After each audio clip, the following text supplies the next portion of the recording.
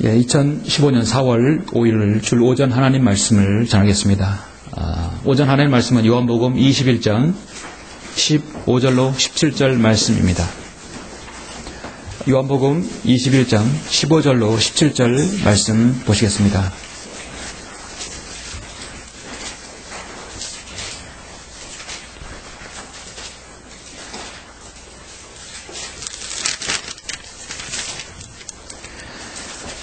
봉독해 올리겠습니다.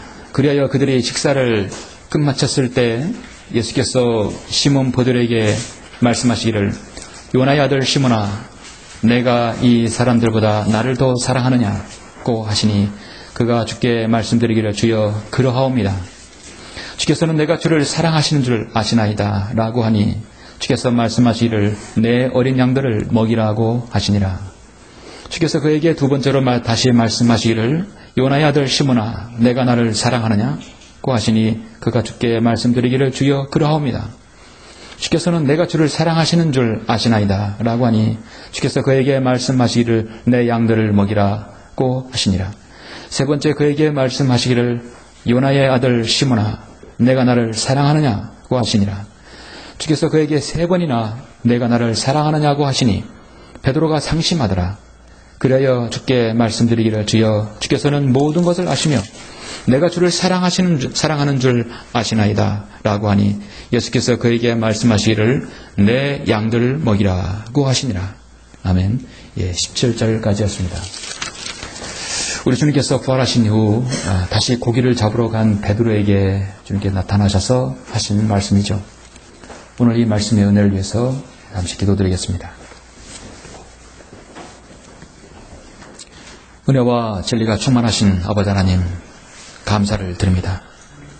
우리를 사랑하셔서 우리를 위한 갈보리 십자가의 대속제물로 우리 주님께서 그 갈보리에서 보배로운 피를 흘려주시고 고난을 당하셔서 죽으셨으며 주님께서 부활하심으로 우리를 구원하여 주시고 우리에게 영생의 소망 가운데 주님을 섬길 수 있도록 인도해 주심을 감사를 드립니다. 하나님께서 우리를 사랑하지 않았다면 어떻게 하나님의 위대한 구원계획이 실현될 수 있겠습니까? 여기는 모든 성도들은 주님의 사랑을 입은 사람들입니다.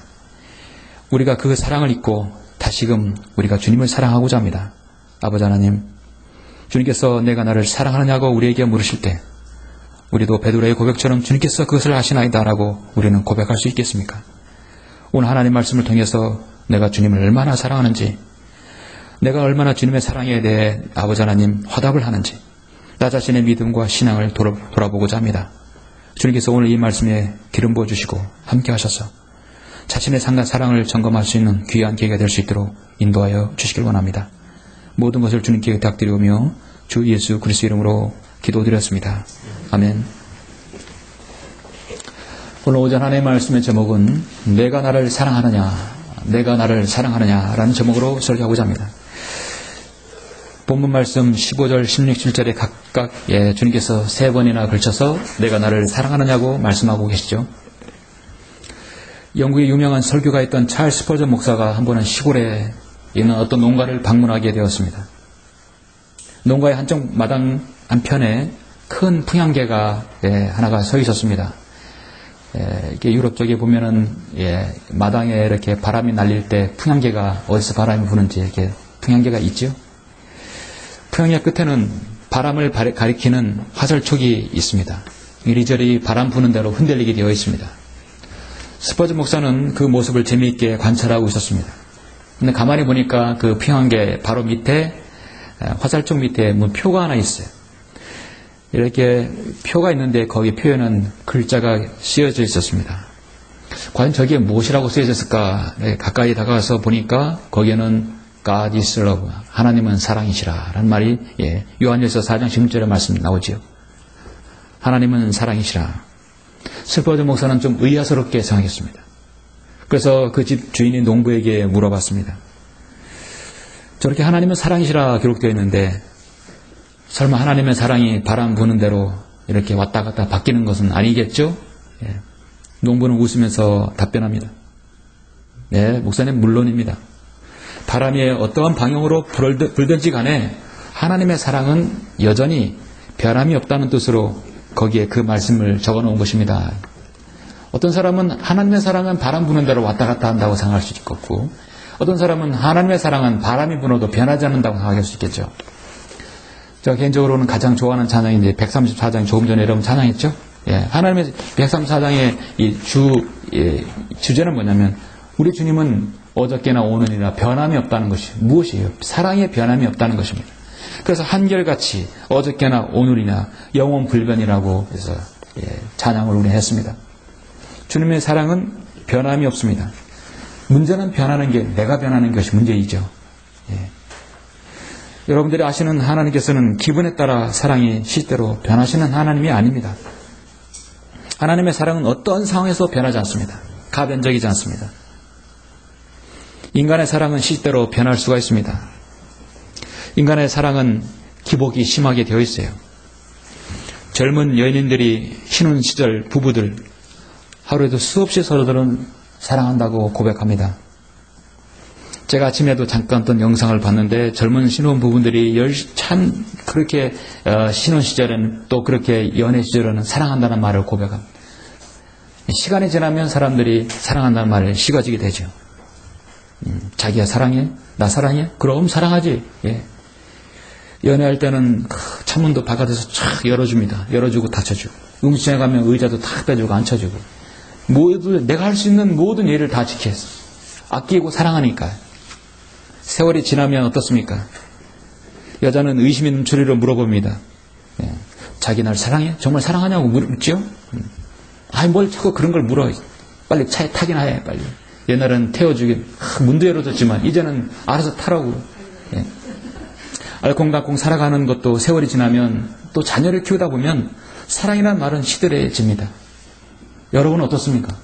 그래서 어떤 사람은 결혼은 연애의 무덤이라고 말하고 있어요. 결혼은 연애의 끝이라고 말하고 있는데, 사실은 이제 중년이 이렇게 시간이 지나고 중년이 가까워지면 다시 어떤 부부 이전에, 결혼 이전에 연애 상대로 사는 것이 더 오래 간다고 하는 것입니다. 더 굳건한 연애의 시작이라고 볼 수 있는 것이죠. 우리 그리스도인의 부부, 그리스도인의 가정은 더 그래야 할 것입니다. 세상에서 가장 많이 사용되지는 용어가 아마도 사랑이라고 저는 생각합니다.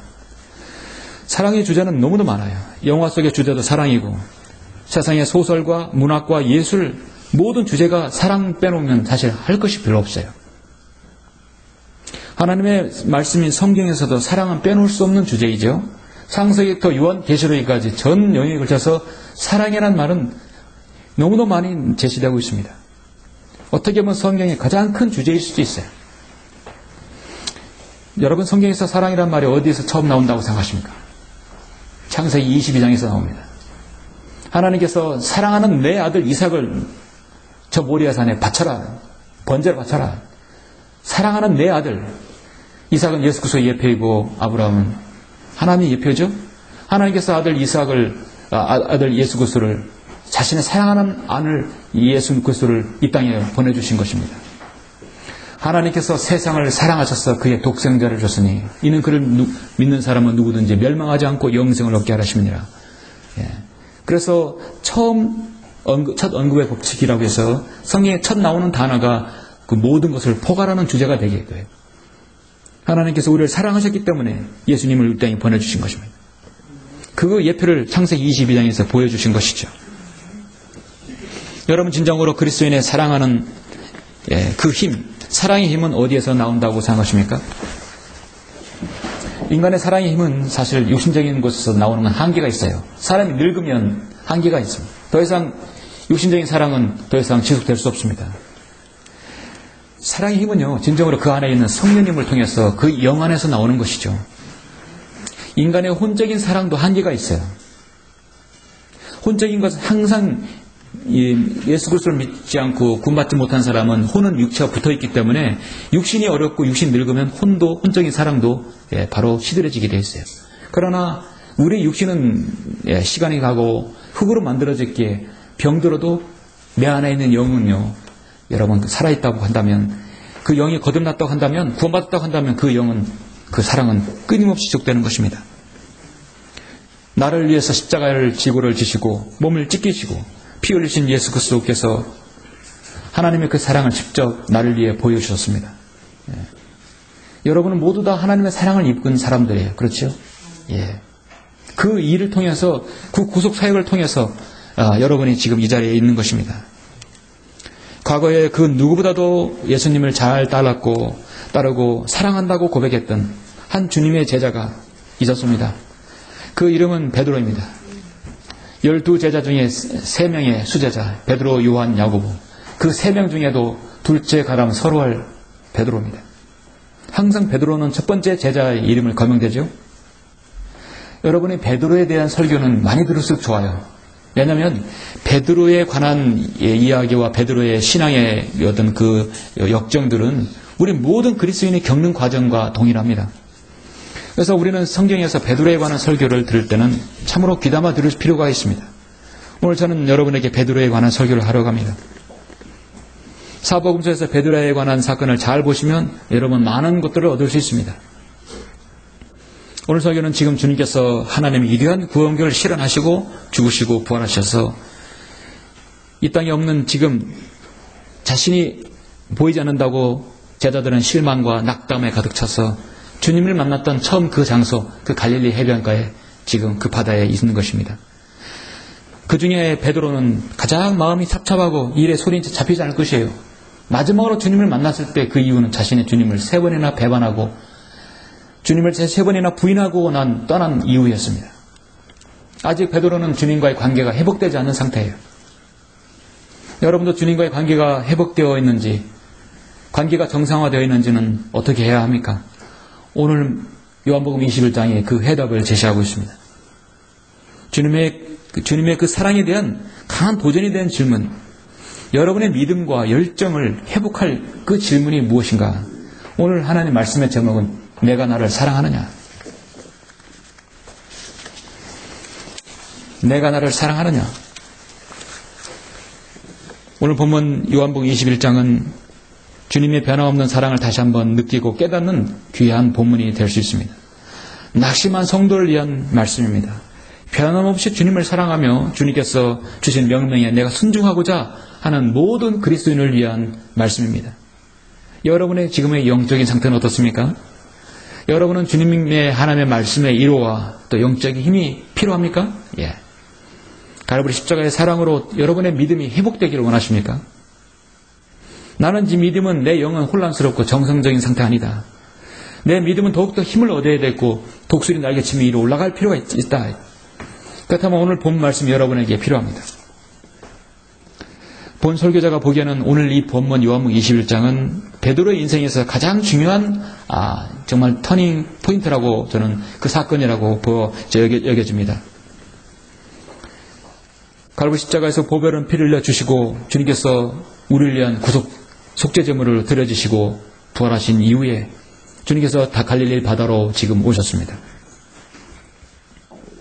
주님께서는 분명히 여러 번에 걸쳐서 자신이 죽은 다음 영광의 부활을 하실 것을 믿고 분명히 자신의 몸을 입고 부활하실 것을 주님은 약속하셨고 말씀하셨어요. 제자들은 그러나 시리에 빠져서 주님께서 하신 말씀을 다 잊어버렸습니다. 그들이 주님을 만났던 그 장소에 가서 다시 옛날 고기 잡던 그곳으로 다시 간 거예요. 그들은 예수 그리스도의 부활의 증인으로서 여러 곳에 다녀서 우리를 위해서 주님이 부활하셨다고 지금은 그렇게 증인이 되어야 될 그들은 그렇지 않고 그렇게 함에도 불구하고 그들은 다시 옛 일을 하고 있는 것이었습니다. 우리 그리스도인은 하나님께 헌신했다가 또 내가 순종하겠다고 했다가 다시 옛날의 일상으로 돌아갈 때가 있습니다. 그것처럼 주님을 마음을 아프게 하는 일은 없죠. 그럴 때 주님의 질문은 무엇입니까? 오늘 말씀 17절에서 요나의 아들 시몬아 내가 이 사람들보다 나를 더 사랑하느냐? 내가 나를 사랑하느냐? 요나의 아들 시몬아 내가 나를 사랑하느냐? 개역 개정판 개역성에서는 요한의 아들이라고 있죠? 요한이 아니에요. 바로 요나의 아들입니다. 그래서 시몬 베드로의 아버지는 이름은 요나란 얘기죠. 그래서 바요나 시몬아 내가 복이 또다 했어요. 바란 얘기는 누구누구의 아들이란 뜻이거든요. 베드로의 아버지는 요한이 아니라 요나입니다. 개역성경에서는 사람의 이름도 정확히 제시할 수는 없습니다. 요한복음 21장의 말씀은 부활하신 예수님께서 제자들에게 지금 세 번째로 나타나신 것입니다. 갈릴리의 바다로 다시 오셨어요. 베드로는 오늘 이 갈릴리 바다에서도 모든 일을 자신이 주도적으로 하고 있는 것을 볼 수 있습니다. 본문에 앞서서 제가 일부러 핵심적인 15절, 16, 17절만 봉독해 올렸는데요. 여러분 21장 3절에 한번 보시면 시몬 베드로가 그들에게 말하기를, 그 위에 2절 보시면 거기에는 시몬 베드로와 디두모라 하는 도마와 갈릴리 가나 사람 나다나엘과 세베대 아들들과 주의 다른 두 제자들도 함께 있었는데, 보니까 벌써 한 6, 7명의 제자들은 충분히 지금 여기 바다에 나온 거예요. 그들은 옛 자신의 직업으로 돌아간 것입니다. 12제자 중에 적어도 7명의 제자들은 여기 있는 거예요. 시몬 베드로가 그들에게 말하기를, 나는 고기 잡으러 가노라. 다시금 세상 일로 돌아가노라. 우리 주님께서 이 말씀을 들으실 때 얼마나 마음이 아파하겠습니까? 나는 고기 잡으러 가노라. 주님은 너는 사람을 낚는 어부가 되리라 했는데 나는 고기 잡으러 간다 했어요. 그들이 그에게 말하기를, 우리도 너와 함께 가겠노라. 다 따라갔어요. 나가서 즉시 배에 오르니라. 그들은 그날 밤 아무것도 잡지 못하더라. 베드로와 함께 있던 다른 제자들도 같이 갔어요. 사람을 낚는 어부가 되었던 그들이 이제 다시 물고기를 잡으러 가는 이 자리에 주님께서 오신 이유가 무엇입니까? 분명히 있죠? 3년 반 전에 이 자리에서 예수님을 만나서 그동안 주님을 따르며 경험했던 많은 일들을 추억하면서 오랜만에 옛 기억을 더듬으면서 말없이 그들은 그물을 던지는 일에 몰두하였습니다. 주님께서 그들에게 물고기를 많이 잡게 해서 그들의 생업을 다시 이어가게끔 주님께서 하실까?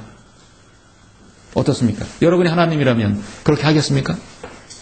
그렇게 하실 수가 없죠. 있는 물고기도 주님께서는 잡지 못하게 하셨을 것이에요. 나가서 즉시 배에 오르니라. 그들은 그날 밤 아무것도 잡지 못하더라. 이미 아침이 되었는데 예수께서 바닷가에 서 계시나 제자들은 그분이 계신 줄 알지 못하더라. 밤새도록 잡았지만 아무것도 잡지 못했어요. 5절에 보니까 그때 예수께서 그들에게 말씀하시기를, 자녀들아, 너에게 먹을 것이 있느냐? 주님의 두 번째 직접적인 질문, 먹을 것이 있느냐? 주님께서는 사역하실 때 오병의 기적을 베풀었어요. 가버나움에서 물고기 2마리, 볼병 5개로 5,000명을 먹이시고 12광지를 남기셨던 분이세요. 자신의 자녀들에게 필요를 다 공급해 주신 분이세요. 그리고 생활에 공급할 필요를 받는 방법을 제자들에게 알려주셨어요. 그것도 12제자들에게 알려주셨습니다. 그런데 그들은 자신들이 스스로 먹을 수 있는 방법을 알지 못했던 것이에요. 자신의 힘으로 먹을 것을 찾으려 했던 것입니다. 우리는 고기를 잡으러 가노라. 주님은 직접적으로 질문하죠. 너에게 먹을 것이 있느냐? 배 오른편으로 그물을 던지면 찾을 것이다. 주님은 말씀하셨어요. 그물을 배 오른편에 던지라. 그러면 찾으리라. 그러므로 던졌더니 고기수가 많아서 그물을 끌어올릴 수가 없더라 했습니다. 그때 예수께서 사랑하시던 제자 베드로에게 말씀하시기를, 제자가 베드로에게 말씀하시기를, 주님, 예수께서 사랑하시던 제자가 누굽니까? 바로 요한이죠. 요한의 수식어는 항상 주님께서 사랑하는 제자, 주님께서 사랑하는 자, 바로 다니엘, 구약에서 다니엘, 신약에서는 바로 요한이죠. 가장 사랑하는 자에게 계시를 보여주셨어요. 다니엘에는 다니엘을 보여주셨고, 요한 계시록은 사도 요한에게 보여주셨어요. 이 자리에 지금 사랑하는 제자 요한도 들어있었네요. 예수께서 사랑하시는 제자가 베드로에게 말하기를, 주시다. 배 오른편에 그물을 던지라고 하신 분은 바로 주님이시다. 그럴 때 그 말을 듣는 시몬 베드로가 뭡니까? 옷옷을 벗은 채로 있다가 주시다라는 말을 듣자 어부의 겉옷을 걸치고 바다 속에 뛰어들더라. 왜 바다로 뛰어들었을까요? 베드로는 몸둘 바를 모르겠죠? 자신이 주님께서 잡히시던 날을 베드로는 분명히 기억할 것입니다. 제자들은 3년 반 만에 또 한 번 갈릴리 바다의 기적을 체험했습니다.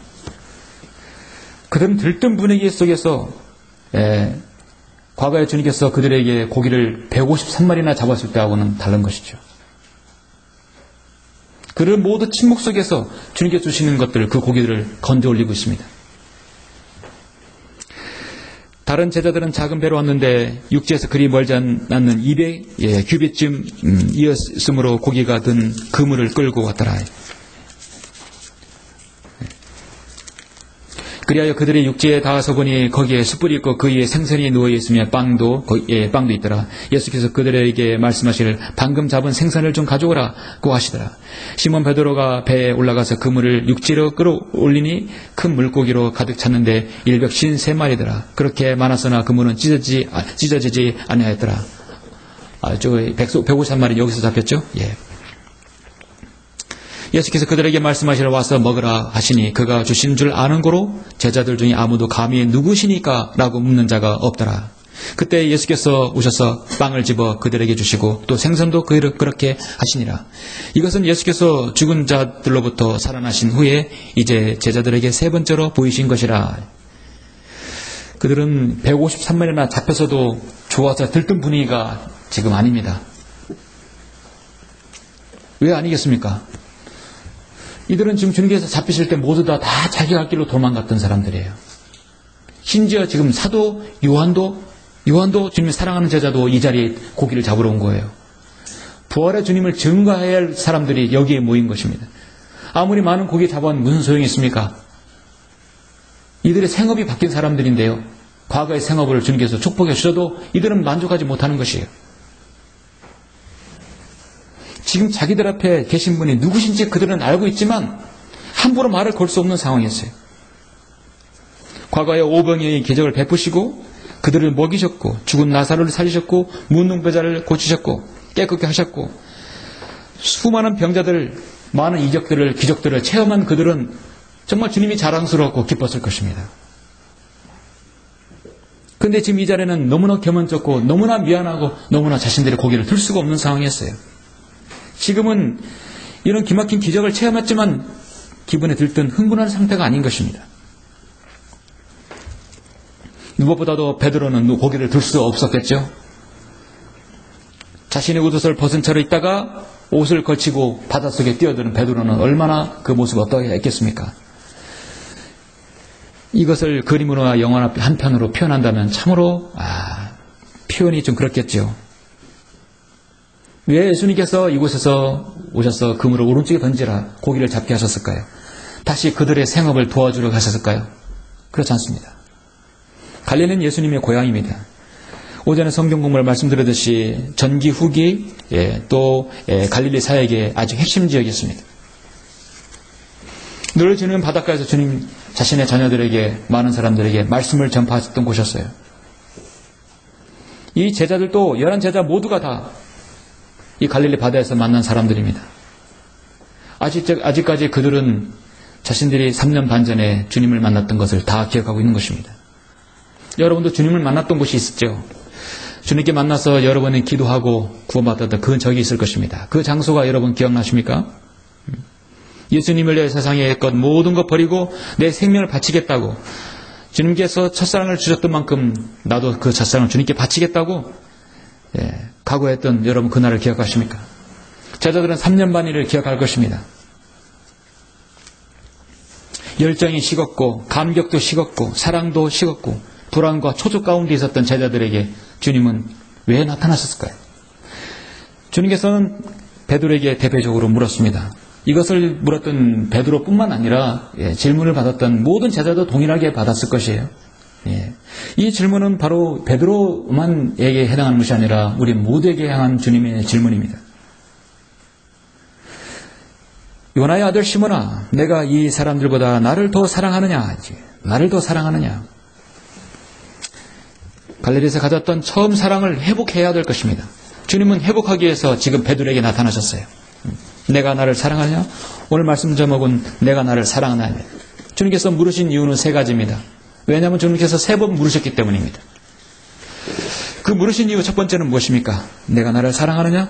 첫 번째는 너의 순종을 기억하느냐 하죠. 너의 첫 번째 순종을 기억하느냐.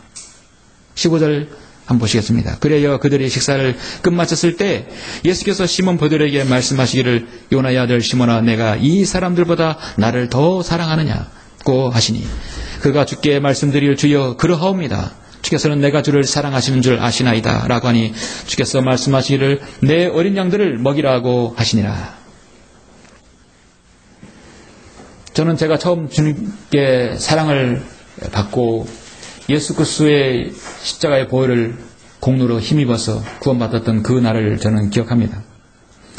1984년 12월 어느 날이었는데 그 날짜를 기억하지 못하는, 그때는 단순히 정말 주님의 사랑에 감격해서 주님의 사랑을 알았습니다. 그리고 나서 바른 성경을 통해서 구원받아 다시 한번 내가 내 영이, 죽었던 영이 다시 살아나고 내가 정말 거듭나는 것이 이거구나, 다시 한번 영접했을 때가 저는 1994년 4월 12일이었습니다. 그전에는 개혁성경이었잖아요. 1984년은 제가 중학교 3학년 시절인데요. 정말 주님의 사랑을, 그 주님을 내 마음속에 영접을 했습니다. 저는 영접을 해서 영접 기도를 누가 따라 하라거나 그렇게 누가 가르쳐 주는 사람이 없었어요. 저는 주님의 사랑을 정말 주님의 사랑을 알고 새벽에 기도함으로써 주님의 사랑을 받았습니다. 이것이 영접이고 이것이 구원이라는 것을 저는 바른 성경을 알았을 때 비로소 알게 되었어요. 그래서 저는 4월 10일 날 서울에서 성경침략에 가서 다시 영접 기도를 했어요. 잘 몰랐을 때는 그 시점은 다시 하면 됩니다. 창피한 거 없어요. 22년, 21년 전에 다시 한 것입니다. 여러분, 마태복음 4장을 한번 보시겠습니다. 마태복음 4장 18절을 보시면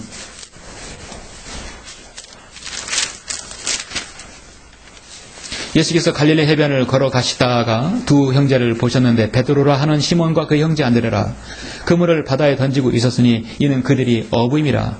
주께서 그들에게 말씀하시기를 나를 따라오라. 내가 너희로 사람들을 낚는 어부가 되게 하리라고 하시니 그들이 즉시 그물을 버려두고 주를 따라가더라.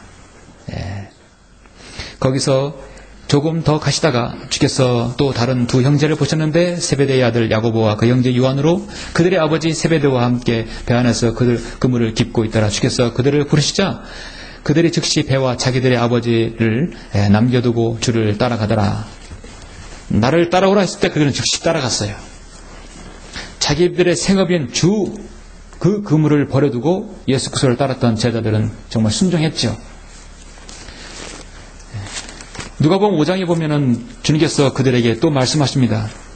그래서 이 누가복음 5장과 마가복음 4장은 다른 사건인데요. 5장 1절에 보면 주님께서 5장 1절에 보면 누가복음 무리가 하나님의 말씀을 듣고자 주를 떠밀치니 주께서는 게네사렛 호숫가에 서 계시더라. 그때 호숫가에 세워둔 배 두 척을 보시니 어부들이 배에서 나와 그물을 씻는지라. 주께서 그중 하나인 시몬의 배에 들어가셔서 그에게 육지로부터 조금 떨어지자고 청하고 앉으셔서 배에서 무리를 가르치시더라. 그때 주께서는 말씀을 마치시고 시몬에게 말씀하시기를 깊은 데로 나가서 고기를 잡도록 그물을 내리라 하고 하시니 시몬이 대답하여 주께 말씀드리기를 선생님 우리가 밤새도록 애써 일하였으나 아무것도 잡지 못하였나이다. 그러나 선생님의 말씀에 따라 내가 그물을 내리겠나이다 라고 한 후 그렇게 하였더니 굉장히 많은 물고기가 잡힌지라 그들의 그물이 찢어지더라. 자, 지금 이렇게 베드로는 과거에 주님께서 나를 따라오라 해서 너희로 사람을 낚는 어부가 되리라는 따라왔어요. 그런데 베드로는 어느덧 다시 또 고기를 잡고 있는 거예요. 주님께서 또 다가가서 그물의 배 오른편에 던지라, 깊은 데로 내리라 했어요. 그래서 많은 고기를 잡았어요. 그물이 찢어질 정도로 잡힌 겁니다.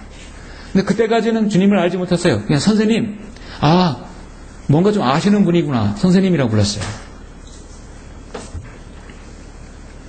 6절에 보니까 그렇게 하였더니 굉장히 많은 고기가 잡힌지라 그들의 그물이 찢어지더라. 그때 다른 배에 있는 동료들을 불러 와서 도와달라고 하여 그들이 와서 양쪽 배에 가득히 채우니 배들이 가라앉기 시작하더라. 이것을 보고 시몬 베드로가 예수의 무릎 앞에 엎드려 말하기를 나를 떠나가소서 오 주여 나는 죄인으로소이다 라고 하더라. 베드로의 고백이 바뀌죠. 선생님에서 주로 바뀌는 것입니다. 그때서야 주님을 알게 되는 것입니다. 이는 자기들이 잡은 고기를 보고 자신과 자기와 함께한 모든 사람이 놀라움에 사로잡혔기 때문이라. 시몬과 동료인 세베대 아들 야고보와 요한도 마찬가지더라. 그때 예수께서 시몬에게 말씀하시기를 두려워 말라. 이제부터 너는 사람들을 남게 될 것이라고 하시더라. 그들이 배들을 육지에 대고 모든 것을 남겨둔 채 주를 따라가더라.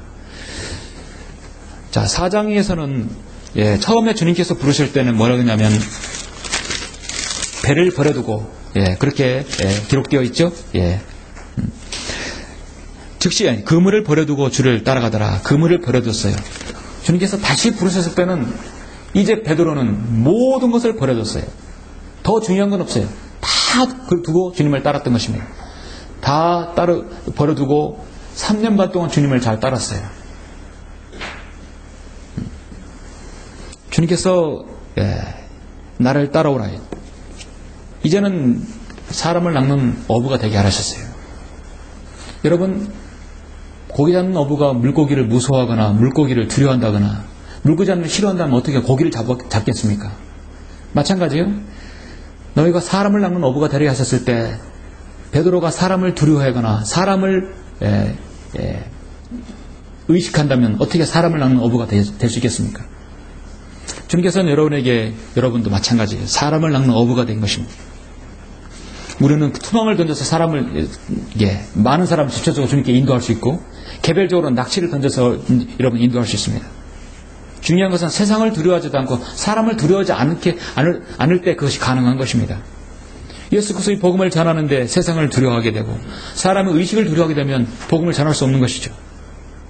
어떤 환난과 풍파가 있더라도 우리는 두려워해서는 안 되는 것입니다. 그런데 베드로는 어떻습니까? 베드로는 사람을 두려워했어요. 사람을 두려워하게 되면 결국은 자신의 과거의 옛 직업으로 돌아가게 되어 있는 것입니다. 주님을 따라서 나의 십자가의 고통을 달게 지고 사역을 감당하겠습니다. 주님을 따르겠습니다. 그리고 세상 것을 버리고 주님 하나님 말씀에 따라 살겠습니다라고 여러분의 사람들 앞에서 간증하고 또 학회지에도 글을 쓰고 여러 성도 앞에 간증하였다면 그 간증은 유효한 것입니다. 언제까지? 주님께서 오실 때까지 계속 유효한 것이에요. 주님께서는 내가 나를 사랑하느냐 묻는 것은 너가 아직까지 너의 첫 순종을 기억하느냐라고 묻는 것입니다. 그렇죠? 주님께서 다 생선을 드시고 나서 빵을 드시고 나서 베드로에게 직접적으로 든 질문은 내가 나를 더 사랑하느냐? 오늘 질문이 무엇입니까? 요나의 아들 시몬아, 내가 이 사람들보다 나를 더 사랑하느냐? 더 사랑하느냐? 더라는 말입니다. 주님보다 더 내가 가지고 있는 것, 주님보다 더 내가 가지고 있는 취향, 내가 가지고 있는 어떤 것보다도 주님보다 더 귀해서는 안 되죠? 그 문제가 있는 것입니다. 그 질문을 받았을 때 베드로의 답변은 주여 그러합니다. 주께서는 내가 주를 사랑하시는 줄 아시나이다. 여러분이 그 질문을 받았을 때 베드로의 답변처럼 여러분도 그렇습니까? 주여 그러합니다. 주께서는 내가 주를 사랑하는 줄 아시나이다. 여러분 그렇습니까? 여러분 주님 사랑하십니까? 네. 내가 나를 사랑하느냐? 주님께서 물으신 두 번째 이유는 무엇입니까? 두 번째는 너의 믿음의 고백을 기억하느냐 이거죠. 순종했으면 그 다음에 내 믿음이 어떤 것인가를 고백하는 그 고백을 기억하느냐입니다. 여러분 16절에 보시면 주께서 그에게 두 번째로 다시 말씀하시기를 요나의 아들 시몬아 내가 나를 사랑하느냐고 하시니 그가 주께 말씀드릴 주여 그러하옵니다. 주께서는 내가 주를 사랑하신 줄 아시나이다 라고 하니 주께서 그에게 말씀하시기를 내 양들을 먹이라고 하시니라. 내 양들을 먹이라. 주님께서 또다시 물으신 이유는 베드로의 그 믿음의 고백을 묻기 위해서입니다. 여러분 마태복음 16장에 13절에 보니까 이런 말씀 있죠? 예수께서 가이사랴 빌립보 지경에 오셨을 때 제자들에게 물어 말씀하시기를 사람들은 인자인 나를 누구라 말하느냐? 그들의 말씀드리를 어떤 사람들은 친낸 요한이라 하며 어떤 사람들은 엘리야 또 어떤 사람들은 예레미야 혹은 선지자들 가운데 한 사람이라 하나이다. 주께서 그들에게 말씀하시기를 그러면 너희는 나를 누구라 말하느냐? 이럴 때 또 베드로는 그 답변에 빠지지 않죠? 마태복음 16장 16절에서 시몬 베드로가 대답하여 말씀드리기를 주는 그리스도 곧 살아계신 하나님의 아들이시니다. 아멘. 여러분의 믿음이 그렇습니까? 주는 그리스도. 주는 그리스도라는 얘기는요, 메시아는 예수 그리스도라는 얘기, 우리의 왕은 예수 그리스도라는 얘기, 그들의 왕은 우리의 구주인은 예수 그리스도라는 얘기. 그렇죠? 살아계신 하나님의 아들이시니다. 우리 주님은 살아계신 하나님의 아들이세요. 삭제되고 많은 부분에서 개혁 개정판 개혁 성경에는 사도행전 8장 37절에 이 고백이 빌립의 이디오페네시의 고백이 빠졌죠. 주는 그리스도의 살아계신 하나님의 아들이시니다.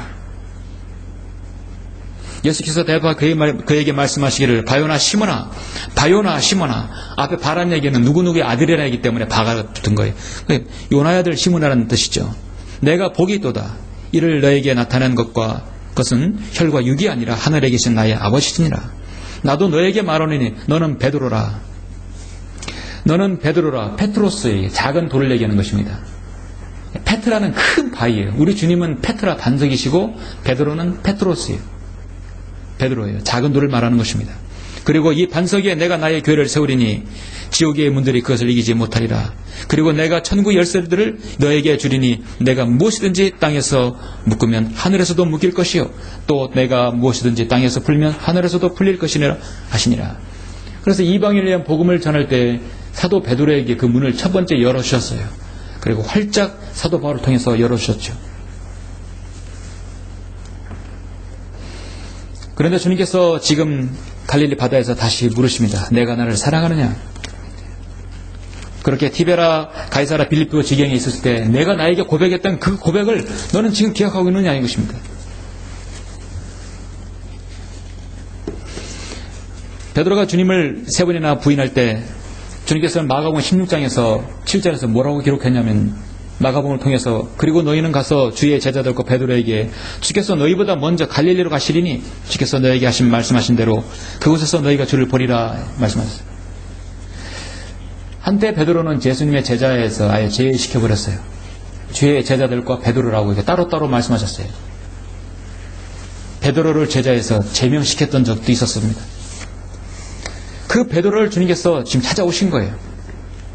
제자로서 다시 회복시키고 그의 지위를 하나님께서 다시 회복시키고 그의 믿음을 회복시키기 위해서입니다. 사람들이 말하는 오늘 부활절이라고 해서 지키지만 그 부활이 진정한 회복을 말하는 것입니다. 진정으로 자신이 죽었던 신앙이 다시 살아나야 되겠죠? 회복입니다. 자신의 믿음의 고백을 어떤 위협과 어떤 어려움과 어떤 고난과 이 힘든 일이 있어도 믿음의 고백만큼은 여러분 부인하지 말아야 되겠죠? 내가 나를 사랑하느냐? 주님은 아십니다. 주님께서 여러분에게 내가 나를 사랑하느냐? 여러분 답변 그러하옵니다. 여러분 맞습니까? 그러합니다.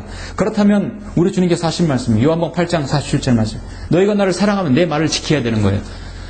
그 뭐냐면 하나님께서 바른 말씀이 있고 병이 성경이 있고 바른 성경이 있고 병이 된 성서들이 있다고 한다면 여러분은 어떤 성경을 봐야 합니까? 주님께서 병이 된 성서를 보라고 합니까? 그렇게 말씀하신 적이 없고요. 주님은 한 번도 자신의 종에게 자녀들에게 선택권을 주지 않았어요. 바른 말씀이 없었을 때는 그거는 우리의 선택이 없었어요. 이 땅에 한글 개혁 성경이 120년 동안 있었을 때는 선택의 권한이 없었어요. 그것밖에 없었기 때문에 그걸 통해서 예수님 이야기를 우리 주님의 구속 사역을 알고 구원받은 것이에요. 그러나 진리의 지식이 이르지 못했던 것입니다. 그러나 21년 전에 한국김정이 왔을 때 이 땅에 하나님께서 보내주셨을 때는 한 그리스도인을 통해서 이 땅에 한국김정이 이 땅에 보냈을 때는 우리는 바른 성경이 우리에게 선택할 우리가 그것을 봐야 할 중요한 의무가 있는 것이죠. 요한복음 8장 47절에서 하나님께로부터 나온 사람은 하나님 말씀을 듣느니라 했어요. 여러분 하나님으로부터 나온 사람들이죠. 너희는 하나님의 말씀을 듣지 아니하나니 이는 너희가 하나님으로부터 나오지 않음이라. 주님은 종에게 선택과 권한을 주지 않았어요. 종은 여러분 내 생각에는 내 판단에는 필요 없어요. 주인이 종에게 너는 이거 봐라 하면 봐야 됩니다. 여러분의 바른 말씀이 제시되었는데 그걸 거부할 이유가 없는 것이죠. 그렇죠? 여러분 정말 주님을 사랑한다면 바른 말씀 봐야 합니다. 오늘 얼마나 많은 사람들이 우리 주님의 이 질문에 대해서 답변합니다. 그러합니다. 그래서 여러분 누구에게 복음을 전하고 구원받은 사람들에게 바른 말씀을 제시할 때 여러분의 직접적인 정확한 질문 하나만 하십시오. 오늘 요한복음 21장에서 여러분 당신은 형제는 자매는 주님을 사랑합니까? 물어보십시오. 대다수 자신이 구원받은 사람, 예, 주님 사랑합니다. 그러면 그대로 두 번째 질문. 그럼 바른 말씀이 있고 병이 든 성경이 병서가 있는데 어떤 것 봐야 합니까? 하나님을 사랑한다 하면 어떤 걸 봐야 합니까? 저는 가장 그 사람에게 코너로 몰아넣을 수 있는 질문이라고 봅니다. 왜 이렇게 전통이 개혁 개정판을 봐야 한다는데, 교단에서 봐야 되는데, 강단에서 이성 목사님이 이걸 봐야 된다는데, 우리 전도사님에게 물어봐야 될 것 같은데요. 바른 성경이 있으면 우리는 선택의 권한이 없는 것이에요. 주님을 사랑한다 하면서 바른 말씀을 해야 되는 건 당연한 것이 아닙니까? 그럼 나의 믿음이라는 것 대체 고백은 무엇입니까? 주님을 사랑한다고 하면 주님께 사랑하는 일을 해야 하죠. 내가 나를 사랑하느냐고 주님께서 물으신 세 번째 이유는 내가 나를 부인한 것을 너는 기억하느냐는 그 이유 때문에 주님께서 물으신 것입니다. 세 번째 17절에서 보시면 세 번째 그에게 말씀하시기를 요한의 아들 시몬아 내가 나를 사랑하느냐고 하시니라. 주께서 그에게 세 번이나 내가 나를 사랑하느냐고 하시니 베드로는 그때서야 자신의 머릿속에 엄청난 일이 있었다는 것을 스치게 되죠. 베드로가 상심하더라. 왜 상심했겠습니까? 그래야 주께서 주께 말씀드리기를 주여 주께서는 모든 것을 아시며 내가 주를 사랑하시는 줄 아시나이다 라고 하니 예수께서 그에게 말씀하시기를 내 양들을 먹이라고 하시니라. 자, 그렇습니다.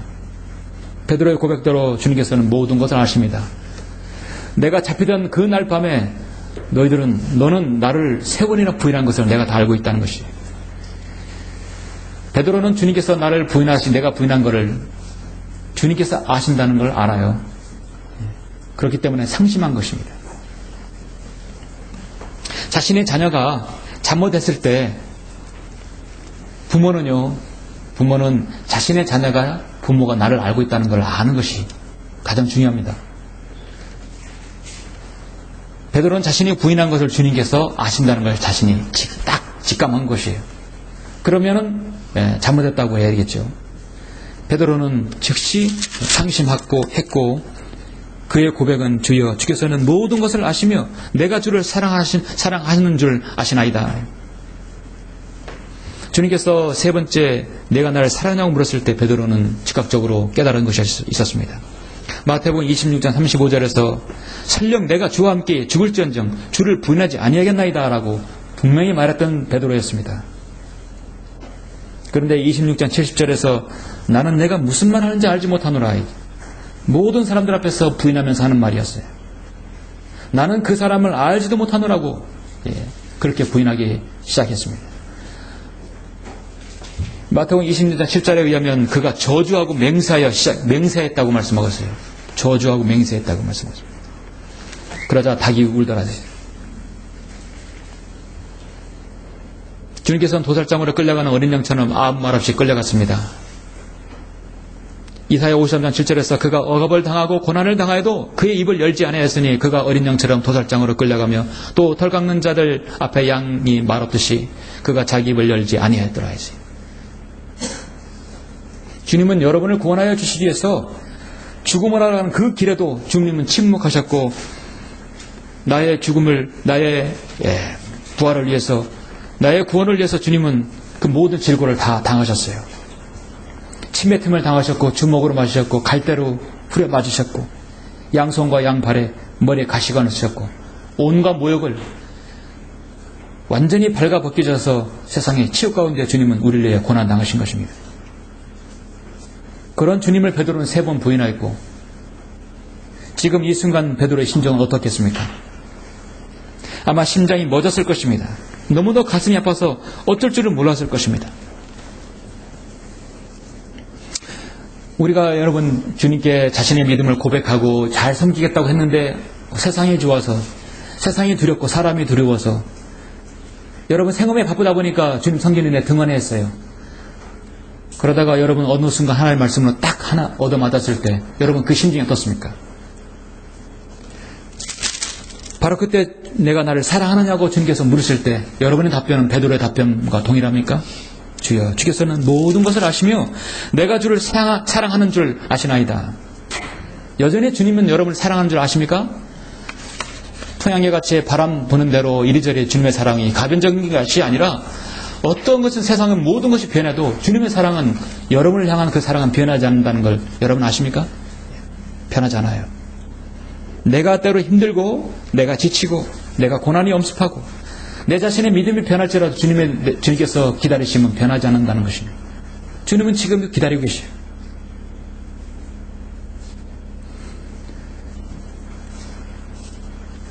자신이 고난받을 때, 이것은 주님께서 나에게 주시는 것이야 라고 생각한다면 그 고난의 의미를 알아야 할 것입니다. 그 고난이 주님을 위해 당하는 고난인지 내 죄 때문에 당하는 고난인지 분명히 구별해야 할 것입니다. 제가 어제 한 병원에 오랫동안 알고 있는 연배는 한 2살 아래 연배인데요. 알고 있는 사람이었어요. 자신이 자칭 그리스도인이었고 자신의 와이프, 자녀도 그리스도인. 제가 봐도 그는 그리스도인으로 저는 여겨집니다. 늘 믿음의 고백이고. 식사 기도를 이렇게 가끔 보면은 기도를 저보다 오래 해요. 제가 기도하고 딱 밥을 먹으려 한다면 아직도 그 사람은 기도하고 있어요. 그리고 스스로 자신은 그리스도인이라고 말하는 사람이었어요. 건강을 아주 잘 챙기는 사람이었어요. 그런데 몇십 년 동안 하루에 잠을 3시간 이상 안 잔다는 거예요. 어떻게 해서 안 자느냐? 오전에 일을 하고 오후에 자녀들 케어하고 그리고 이렇게 해서 이것저것 하다 보니까 잠을 안 잔다는 거지. 그럼 언제 일어나냐? 새벽 3시에 일어난다는 거지. 새벽 3시에 일어나서 1시간 동안 묵상 기도하고 새벽 기도하고 하루 일과가 시작한다고 합니다. 그렇게 건강하던 사람이 태권도 유단자이고 고단수이고 그건 어느 날 뇌출혈로 쓰러진 거예요. 지금 병원에 천안 어디 병원에 입원했어요. 저분나 마음이 너무 아파서 2년이 지났는데 자식도 제가 어제 문병을 갔어요. 그의 와이프가 그에게 물었습니다. 이렇게 된 것이 어떻게 상하느냐? 이렇게 고난이 온 것에 대해서 어떻게 상하느냐? 하나님을 원망하지 않는데요. 그 말에는 저도 그래, 믿음이 깊구나 했어요. 그 일이 왜 이런 일이 나에게 일어나는지 어떻게 상하느냐? 이런 일이 나에게 일어나는 것에 대해서는 그 와이프도 동일하게 생각하는 건데 뭐냐면 이건 하나님 뜻이 아니라고.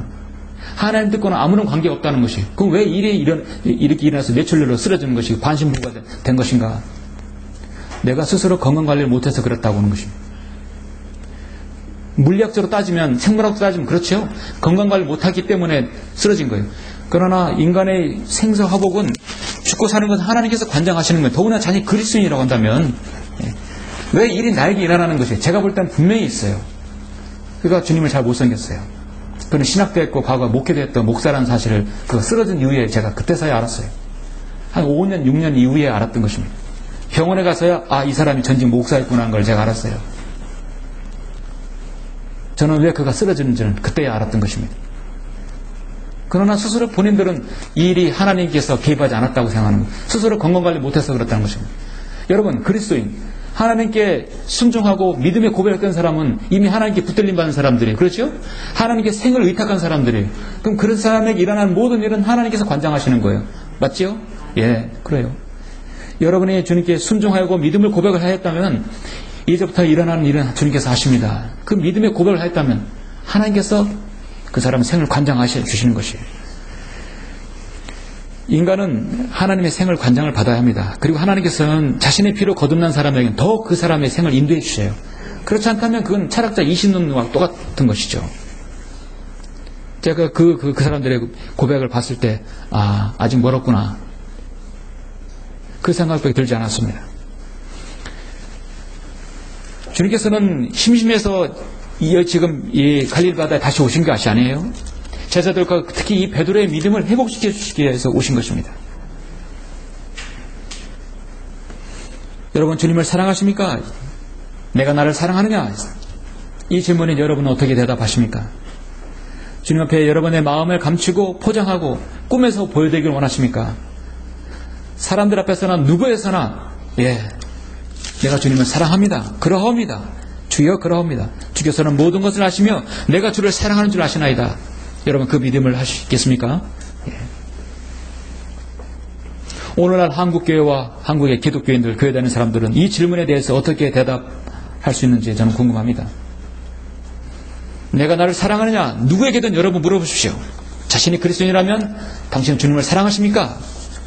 그 믿음의 고백이 나옵니까? 내가 나를 사랑하느냐는 질문은 베드로의 실패와 그의 회복의 기회이며 동시에 믿음의 성장의 기회를 위한 질문입니다. 내가 나를 사랑하는 질문은 여러분의 믿음을 다시 한번 고치시키는 질문이기도 합니다. 내가 나를 사랑하는 질문은 나 자신 흐트러진 주님에 대한 사랑을 다시 한번 되새김하는, 회복시키려는 주님의 질문입니다. 내가 나를 사랑하는 질문은 게으르고 나태한 나의 신앙에 다시 한번 경종을 울리고 다시 한번 내가 여러분 자신이 일어서라는 주님의 질문인 것입니다. 사랑하는 성도 여러분, 베드로는 주님의 마지막 초청을 받아들였습니다. 그리고 순종했습니다. 그리고 다시는 그의 믿음에 의해서 낙오하지 않았어요. 주님께서 갈릴리가에 부르셨는데 어느덧 또 고기 잡으러 갔어요. 주님은 또 부르셔서 또 부르셨어요. 그 뒤에는 모든 것을 버려두고 주님을 3년 반 동안 따랐는데 이제 주님께서 십자가에 죽으시자 십자가에 부활하신 이후에는 베드로는 또다시 갈릴리 바닷가에 가 있는 거예요. 주님은 또 그를 부르러 또 가신 것이에요. 그리고 여기에서는 베드로는 더 이상 돌아서지 않았습니다. 그는 죽기까지 순종했습니다. 자신은 베드로전서 5장 1절에서 내가 너희 가운데 있는 장로들의 권한이 나도 장로된 자요 그리스도의 권한의 증인이며 장차 나타나게 될 영광에 동참하게 될 자라. 내가 영광의 면류관을 받을 수 있는 그런 사람이 될 수 있게 하겠다는 것이죠. 나도 장로된 자요. 베드로전서 5장 1절에 사도 베드로는 자신이 스스로 장로라고 말하고 있습니다. 오늘날 장로교 장로가 아니에요. 이것은 감독, 목사, 목회자라는 얘기예요. 주님께서 내가 나를 사랑하냐? 예, 내가 주님 사랑합니다. 주님의 세 번째 명령, 세 번의 명령은 내 양들을 먹이라는 무엇입니까? 내 양들을 멸하, 내 양들을 먹이라. 목회를 하라는 얘기죠. 사역을 하라는 얘기죠. 내 일을 하라는 얘기죠. 베드로는 스스로 그 말에 책임을 졌고 그 말에 순종했습니다. 그리고 베드로 전후서를 기록하면서 나도 장로된 자라고 말하고 있습니다. 죽기까지 자신의 믿음을 버리지 않았습니다. 자신의 믿음의 순종을, 믿음에 대한 고백을 버리지 않았어요. 그러면서 베드로전서 1장 7절에서는 너희의 믿음의 시련이 불로서 단련될지라도 없어져 버리는 금보다 훨씬 더 귀하게 되어 예수 그리스도께서 나타나실 때 칭찬과 존귀와 영광을 받게 하려 함이니라. 믿음의 시련을 통과한 사람이었어요. 그리고 죽기까지 주님을 배반하지 않았습니다. 다시는 베드로는 돌아서지 않았어요. 베드로전서 4장 3절에 우리가 음란과 정욕과 술취함과 방탕과 연락과 혐오스러운 우상숭배를 행하여 이방인들의 뜻을 행한 것은 지난날의 생활로 충분하도다. 충분했죠? 예. 그래서 자신은 믿음의 고백에 너희가 그를 보지 못하였으나 사랑하며 지금도 그를 보지 못하나 믿고 있으며 또 말할 수 없는 영광으로 가득 찬 기쁨으로 즐거워한다고 말하고 있습니다. 여러분도 주님의 부활하신 음성을 들어야 합니다. 내가 나를 사랑하느냐? 가지 말아야 할 길을 가지 말고 주님께 가야 할 길을 따라야 되겠죠? 결론적으로 오늘 본문 요한복음 21장 15, 16, 17절 이후에 18절, 19절에서 우리 주님께서 무엇이라고 말씀합니까? 여러분 18절, 19절을 보시겠습니다. 진실로 진실로 내가 내게 말하노니 내가 젊어서는 너의 허리띠를 스스로 두르고 원하는 곳으로 다녔어도 늙으면 내 발을 벌리고 다른 사람들이 띠를 둘러주며 또 원치 않는 곳으로 너를 데려가리라고 하시더라. 이 말씀을 하시면 베드로가 어떠한 죽음으로 하나님께 영광 돌릴 것인지를 예시하심이라. 주께서 이 말씀을 하신 후 그에게 이르시기를 나를 따라오라고 하시니라. 주님께서 마지막으로 베드로에게 하신 말씀은 나를 따라오라고 말씀하고 있습니다. 내가 나를 사랑하느냐? 예, 내가 주를 사랑한 줄 아시나이다. 그럴 때 마지막 주님께서 내 양들을 먹이라. 그리고 나를 따라오라고 말씀하십니다. 예수 그리스도께서 처음 베드로를 어부에서 부르실 때도 마태복음 4장 19절에서 그들에게 말씀하시기를 나를 따라오라고 내가 너희로 사람들을 낚는 어부가 되게 하리라고 말씀하셨습니다. 세무서에서 있는 마태를 부르실 때도 주님께서 마가복음 2장 14절에서 또 주께서 지나가시다가 알페의 아들 레위가 세무서에 앉아 있는 것을 보시고 그에게 말씀하시기를 나를 따라오라고 하시니 그가 일어나 주를 따라가더라. 주님께서는 빌립에게도 요한복음 1장 43절에서 예수께서 갈리로 가시고자 하시다가 빌립을 만나시니 말씀하시기를 나를 따라오라고 말씀하셨습니다. 사도 바울도 여러분에게 말씀하십니다. 내가 그리스도를 따르는 것처럼 너희는 나를 따르는 자가 되라. 형제들아 너희는 모두 나를 따르는 자가 되라. 그리고 너희가 우리를 본으로 삼은 것 같이 그렇게 행하는 자들을 주시하라 말씀하고 있습니다. 빌립보에서 3장 17절에서 분명히 말씀합니다. 오늘 여러분에게 주님께서 물으십니다. 내가 나를 사랑하느냐? 내가 나를 사랑하느냐? 내가 나를 사랑하느냐? 여러분 정말 주님을 사랑하십니까? 그럼 주님을 따라가야 할 것입니다. 교회사에서 전해오는 역사는 베드로는 십자가에 거꾸로 못 박혀 죽었습니다. 요한은 밤모섬에서 유배되어 죽었습니다. 11제자 모두가 주님을 위해서 그들은 순교당했습니다. 십자가에 못 박혀 죽고 돕에 잘려서 칼에 찔려서 산처럼 가죽을 벗겨서 순교도 당했습니다. 맹수의 밥이 되고도 있습니다. 그들은 자신의 맡겨진 사명을 십자가를 지고 끝까지 주님을 따라갔던 것입니다. 그들에게 있어서 진정한 기쁨은 자신들에 맡겨진 주님의 사명을 온전히 감수했습니다. 우리 모든 그리스도인은 누구나 처음에 영적인 어린 아기로 시작합니다. 그리고 태어나서 자라는 과정에서 우리는 우유처럼 부드러운 음식만 먹는 것이 아니라 단단한 음식도 척척 소화시킬 수 있습니다. 그렇게 해서 장성해서 주님의 일을 능력 있게 수행하기도 합니다. 그러나 우리에겐 때로 쓰러지고 넘어지기도 합니다. 그럴 때마다 주님께서 여러분에게 하신 그 질문을 다시 한번 새겨봐야 합니다. 내가 나를 사랑하느냐?